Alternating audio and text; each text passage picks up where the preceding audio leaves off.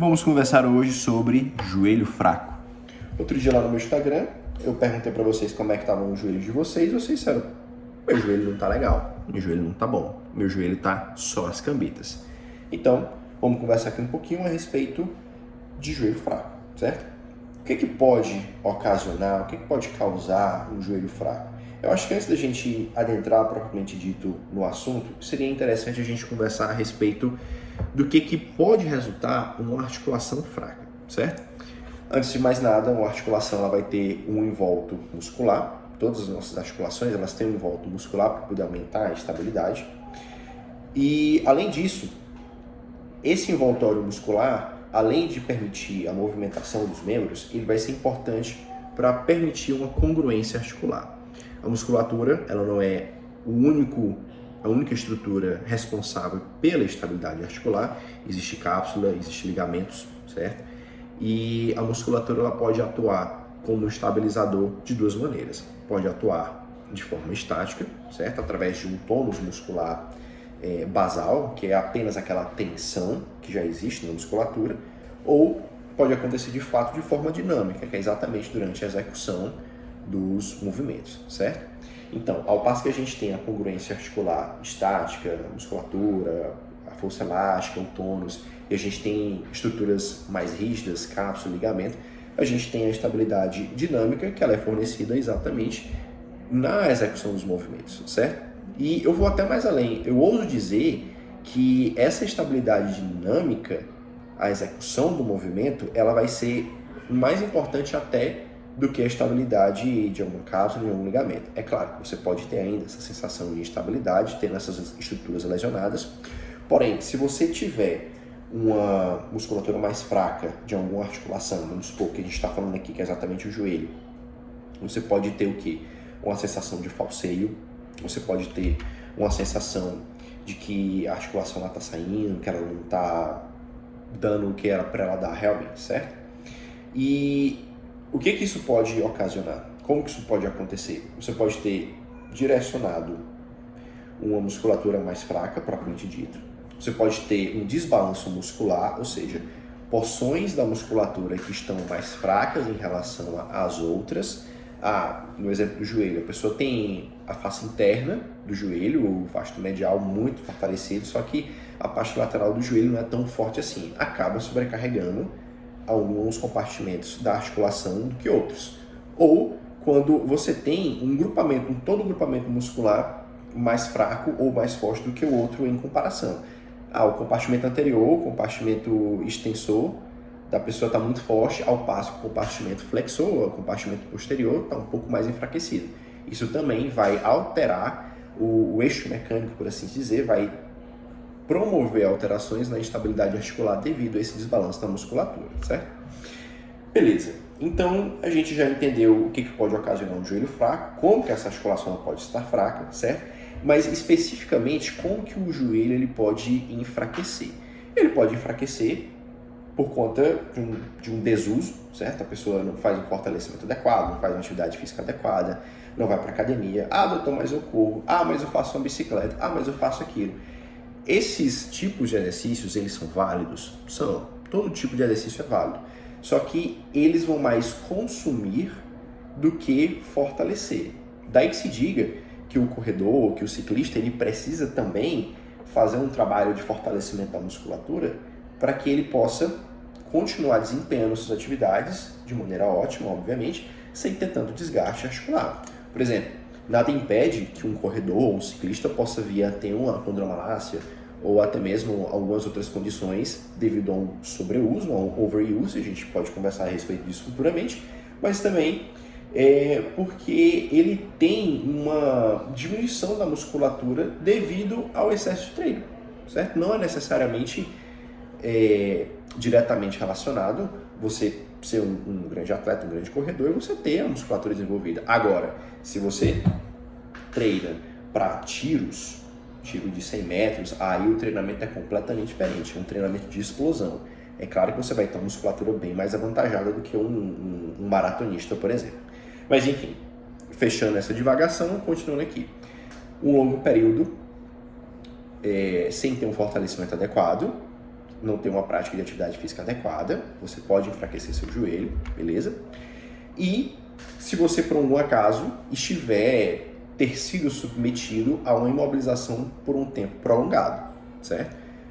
Teve uma entorse, rompeu algum ligamento, alguma coisa assim, precisou ficar imobilizado durante muito tempo, essa musculatura ela pode vir a atrofiar por desuso também. Daí que se chama a atenção de que nem sempre quando você vai a um consultório de ortopedia, especialmente em pronto-socorro, eu machuquei o joelho, eu bati o joelho, tive uma contusão no joelho, doutor, vai imobilizar? Não. Por quê?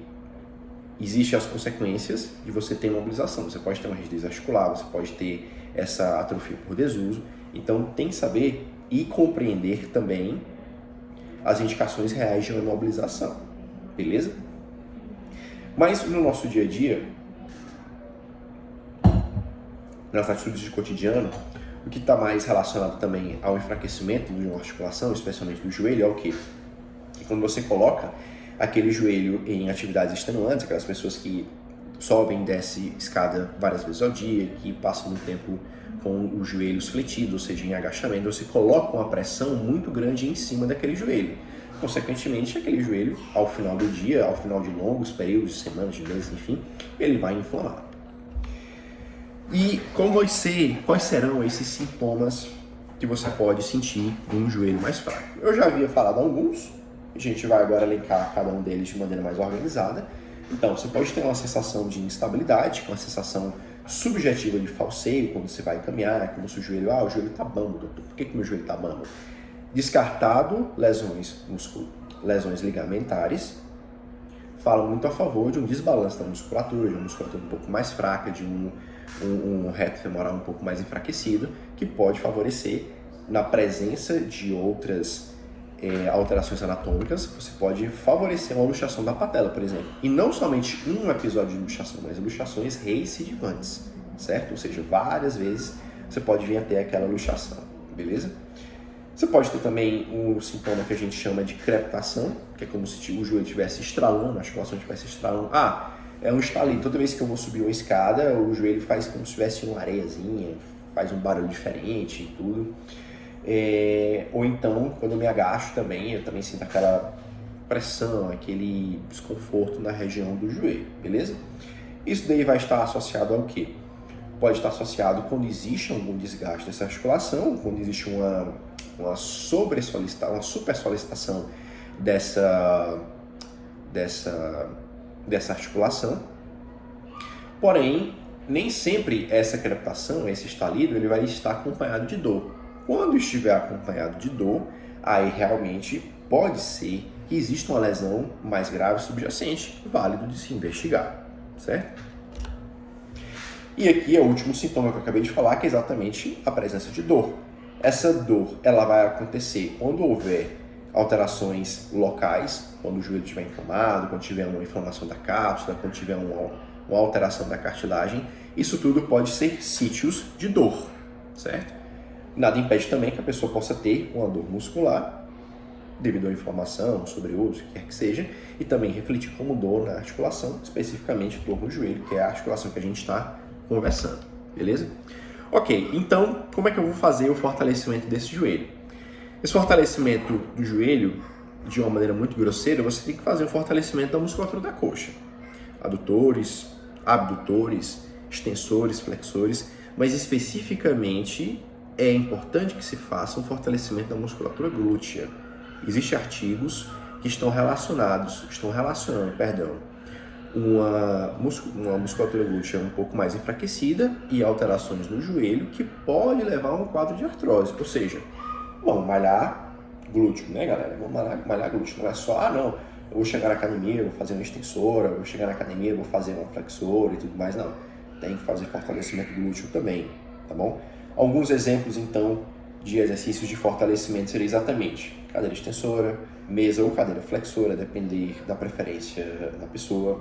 Você pode fazer uma adução, uma cadeira abdutora ou então uma abdutora também, para poder trabalhar os grupamentos de adução e abdução, que abre e fechar os joelhos. E também a questão da musculatura glútea.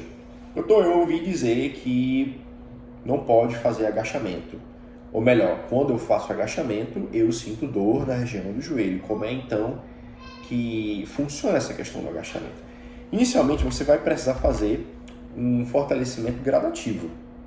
Então, você não pode chegar, nunca treinou, tá com a musculatura toda fraca, tá com o joelho todo bichado, eu vou agachar. Você vai sentir dor, você vai se lesionar.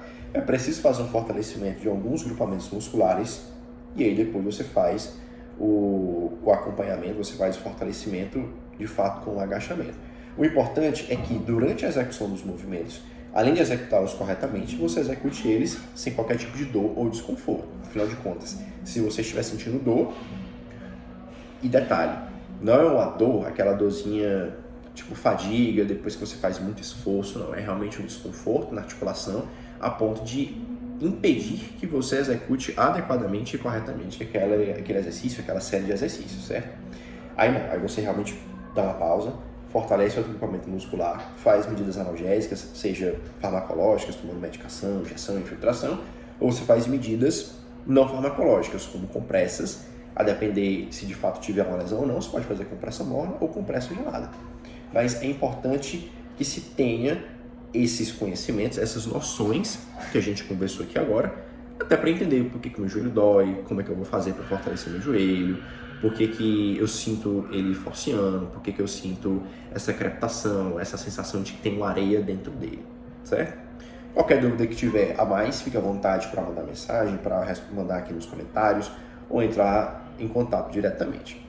Caso esse vídeo ainda assim não tenha sido tão elucidativo ou você queira ter uma dúvida mais específica, aí realmente você me procura para que a gente possa sentar no 1 a 1 e conversar isso aí direitinho. Beleza?